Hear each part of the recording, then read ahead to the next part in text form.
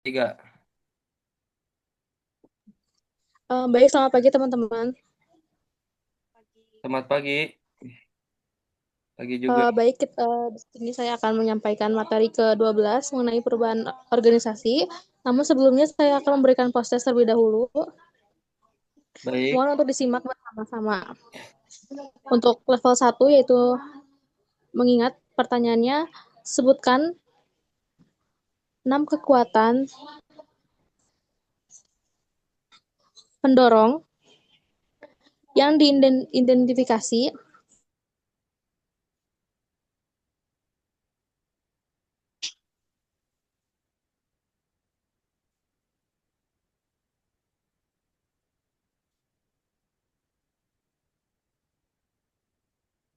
Pertanyaan nomor 2,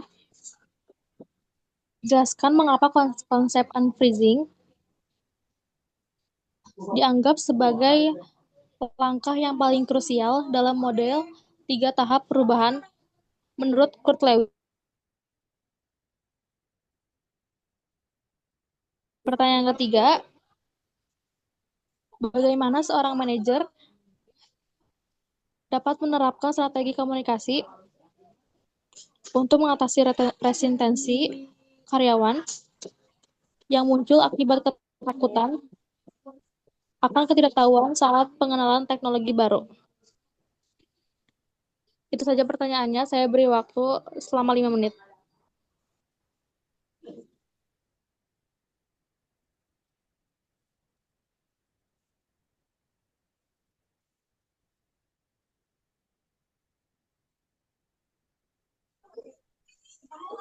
Langsung aja.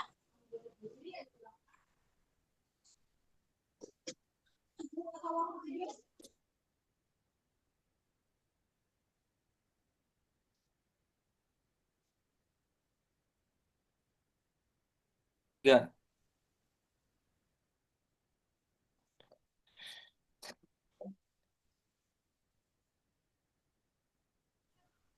Baik, waktunya sudah berakhir. Bagi teman-teman yang ingin menjawab, saya persilakan. Izin menjawab soal nomor satu. Baik, silakan. Pertanyaannya, sebutkan 6 kekuatan pendorong for change yang diidentifikasi oleh Robin and Jans yang mengharuskan sebuah organisasi melakukan perubahan. Jawabannya, berdasarkan literatur Robin and Jans 2019, 6 kekuatan tersebut adalah sifat tenaga kerja, teknologi, guncangan ekonomi, persaingan, tren sosial, dan politik dunia. Keenam faktor ini merupakan pemicu eksternal dan internal yang menekan organisasi untuk keluar dari zona nyaman. Mungkin segitu jawaban dari saya. Oke, baik. Ibu Dewi, apakah cukup? Cukup. Baik, selanjutnya untuk nomor 2, saya persilakan untuk yang ingin menjawab. Jawab. Baik, silakan. Pertanyaannya, jelaskan mengapa konsep unfreezing atau mencairkan dianggap sebagai langkah yang paling krusial dalam model tiga tahap perubahan menurut Lewin.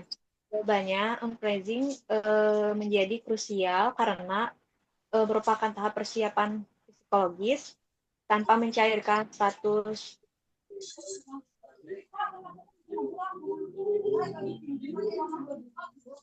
kebiasaan lama karena adanya inersia dan rasa takut. Langkah ini bertujuan untuk meminimalkan kekuatan penghambat atau restraining forces sehingga anggota organisasi menyadari bahwa perubahan bukan lagi pilihan melainkan kebutuhan mendesak. Sekian penjelasannya. Oke, baik. Mas Ivan, apakah cukup? Di saya cukup. Baik, untuk pertanyaan nomor 3, saya persilakan untuk yang ingin menjawab. Izin menjawab pertanyaan nomor tiga. Baik, silakan. Bagaimana seorang manajer dapat menerapkan strategi komunikasi untuk mengatasi resistensi karyawan yang muncul akibat ketakutan akan ketidaktahuan saat pengenalan teknologi baru? Jawabannya, manajer dapat menerapkan strategi komunikasi terbuka dan edukatif. Alih-alih hanya mengumumkan perubahan, manajer juga harus memberikan simulasi atau pelatihan awal dengan memberikan informasi yang transparansi mengenai apa yang berubah dari teknologi tersebut dan mengapa itu bermanfaat bagi mereka. Manajer mengurangi ambiguitas yang menjadi akar dari resistensi tersebut. Mungkin segitu cukup sekian. Apakah ada tambahan dari Teh Dewi? Apakah cukup? Cukup Mas Irfan. Bagaimana, Bu Dewi? Ya, cukup jelas. Baik, pertanyaannya sudah selesai. Kita akan nilai untuk Bu Dewi, betul berapa? Betul tidak? Mas Irfan, betul berapa? Betul 3. Oke, baik. Pertanyaan pasti sudah selesai. Langsung aja kita akan masuk materi. Mengenai materi 12, yaitu perubahan dan organisasi.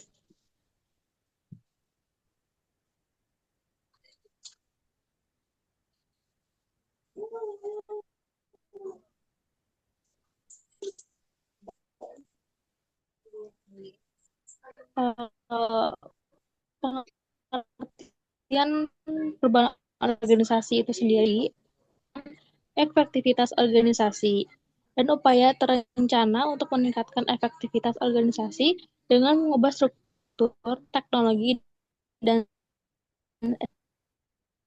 SDM.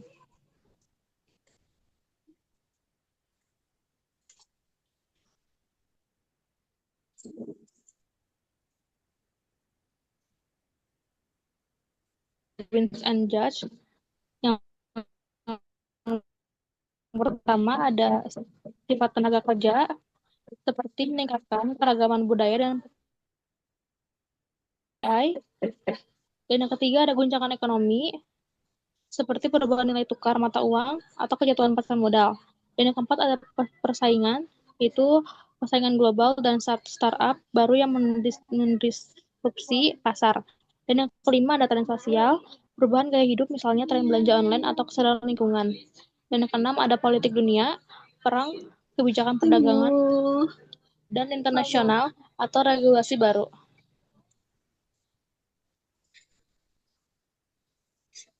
Selanjutnya ada model 3 tahap Kurt Lewin. Nah, jadi Kurt Lewin ini dianggap sebagai bapak manajemen perubahan karena ia memperkenalkan model yang sangat fundamental untuk memahami dinamika perubahan. Nah, Kurt Lewin ini menggunakan analogi sebuah balok yang menjelaskan organisasi harus diproses agar bisa berubah bentuk. Yang pertama tuh ada unphasing atau pencairan. Jadi dia mempersiapkan mental untuk berubah dan melepaskan status quo atau keadaan saat ini. Dan yang kedua ada movement checking atau bergerak. Itu adalah proses transisi menuju kondisi baru atau pelatihan dan aksi. Terus ada yang ketiga tuh ada rephrasing, pembekuan kembali. Itu menstabilkan organisasi setelah perubahan dilakukan agar tidak kembali ke kebiasaan lama.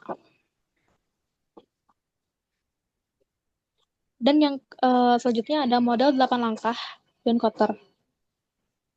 Nah, kalau John Kotter ini ia merumuskan 8 langkah sistematis. Jadi dia memberikan panduan langkah demi langkah yang mendetail, yang fokusnya pada kepemimpinan dalam proses perubahan. Yang pertama tuh ada ciptakan urgensi, yang kedua ada bentuk koalisi pemandu, dan yang ketiga ada kembangkan visi dan strategi, dan yang keempat ada komunikasi visi.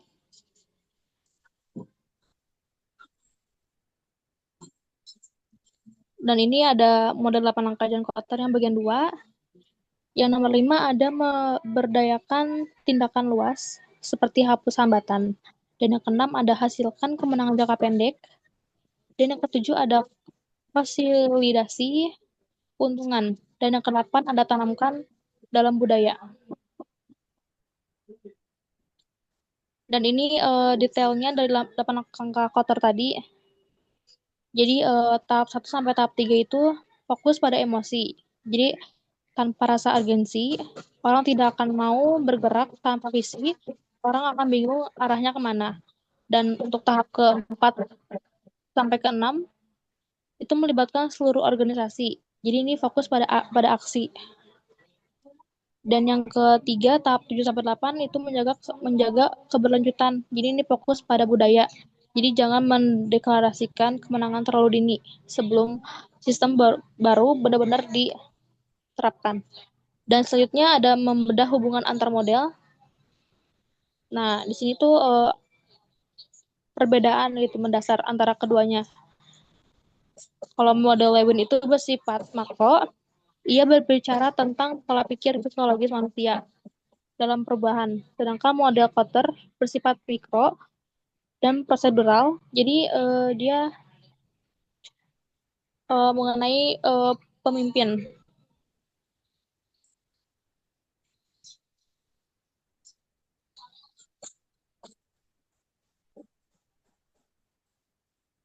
Selanjutnya ada menilai efektivitas. Jadi di tahap ini kita harus kritis apakah model Lewin ini masih relevan di era digital yang sangat cepat. Nah, jadi kita mengevaluasi bahwa dalam dunia yang dinamis, tahap revising atau pembekuan mungkin tidak boleh terlalu kaku karena organisasi harus siap dicairkan.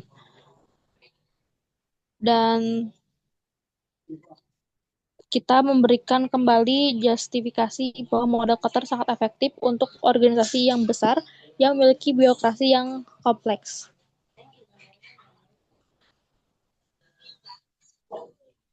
Nah, ini merancang strategi baru, jadi kita harus gitu ya membuat strategi untuk merancang. Contohnya itu seperti framework perubahan masa depan atau sintesis yang menggabungkan analisis tren dari Robbins dan struktur eksekusi John Kotter. Jadi kita menekankan bahwa perubahan bukan lagi sebuah proyek yang ada awal dan akhirnya, tetapi sebuah siklus belajar berkelanjutan yang terintegrasi dalam operasional harian.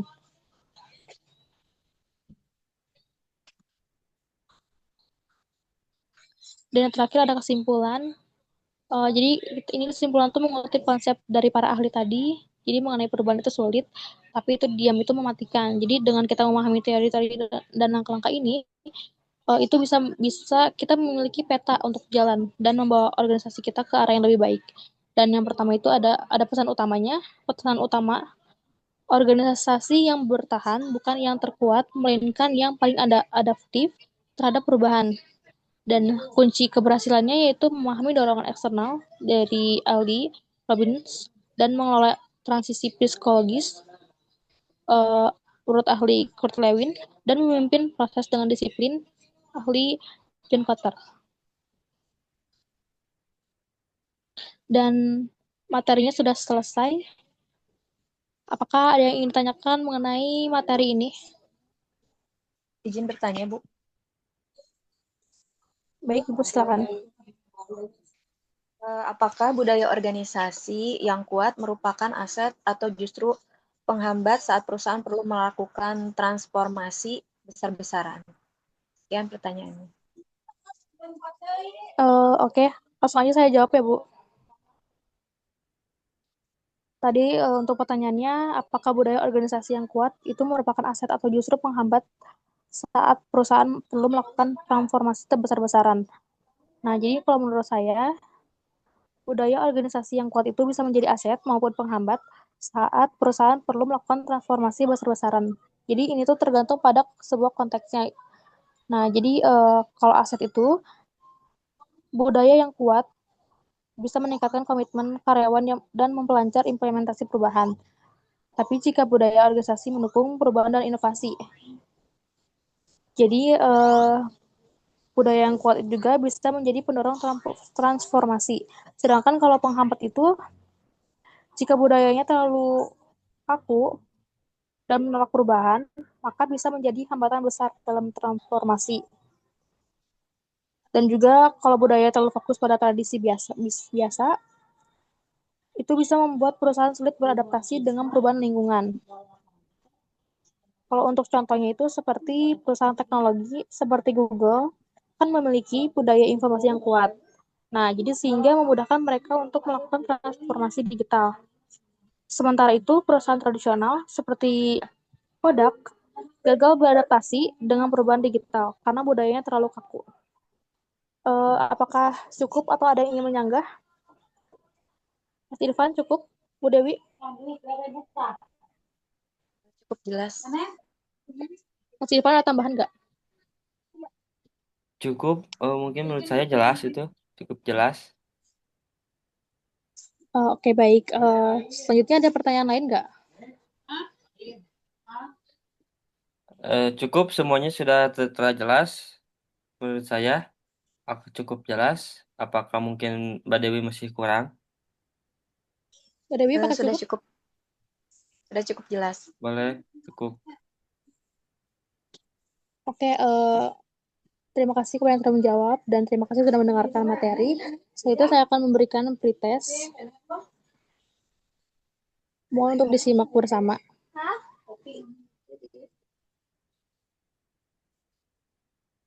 Yang pertama ada bandingkan antara sumber resistensi individual dan sumber resistensi organisasional. Jadi mana yang menurut Anda lebih sulit diatasi?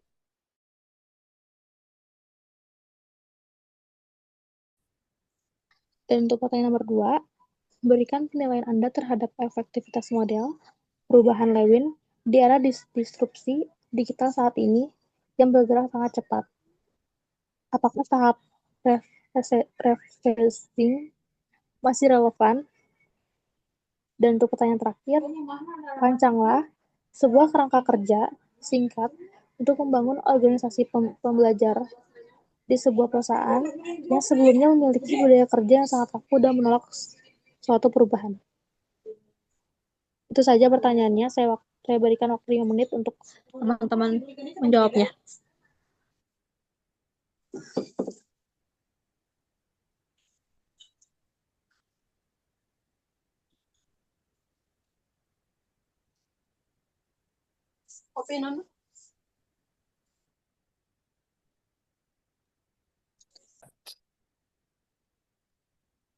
Baik, 5 menit sudah berakhir.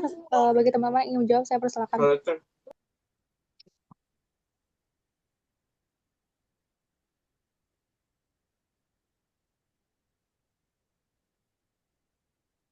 Izin menjawab pertanyaan nomor satu. Bandingkan antara sumber resistensi individual dan sumber resistensi organisasional. Mana menurut Anda lebih sulit diatasi dalam konteks perusahaan besar yang sudah mapan? Menurut saya, resistensi individual berakar pada psikologi manusia, kebiasaannya ataupun keamanannya.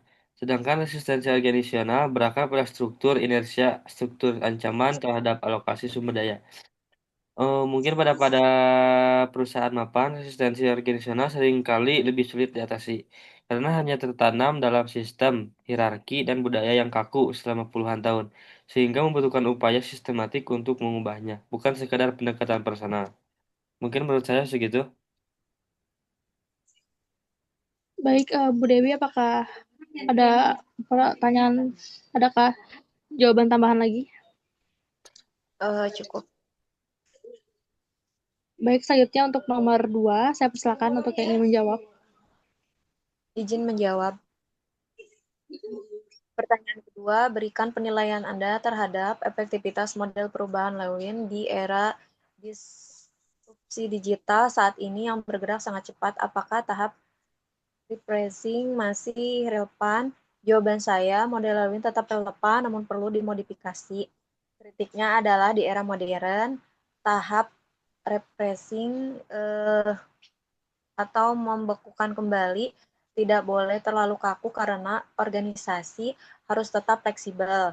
Evaluasi saat ini menyarankan bahwa pembentukan seharusnya berupa pembentukan budaya yang adaptif, bukan prosedur yang mati agar organisasi tetap siap mencairkan kembali saat perubahan berikutnya datang lebih cepat.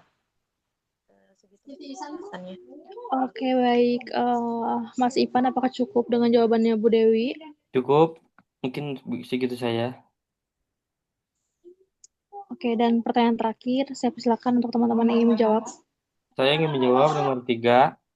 Rancanglah Baik, sebuah silakan. kerangka kerja singkat untuk membangun organisasi pembelajaran. Di sebuah perusahaan yang sebelumnya memiliki budaya kerja yang sangat teguh dan menolak perubahan.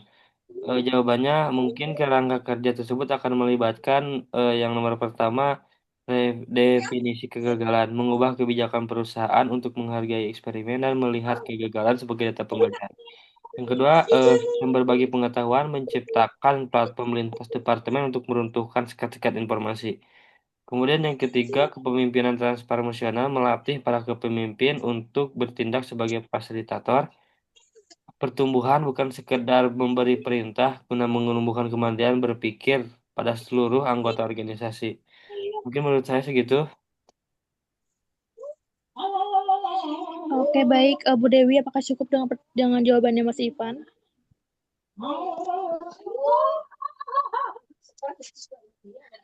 Baik, prosesnya sudah selesai. Pretestnya sudah selesai. Bagi teman-teman, sebelumnya penilaian untuk Mas Irfan betul berapa? Saya betul 3, Kak. Baik, untuk Bu Dewi betul berapa? Betul 3. Oke, baik. Terima kasih untuk teman-teman yang sudah mengikuti pembelajaran materi ketiga, materi ke-12. Terima kasih.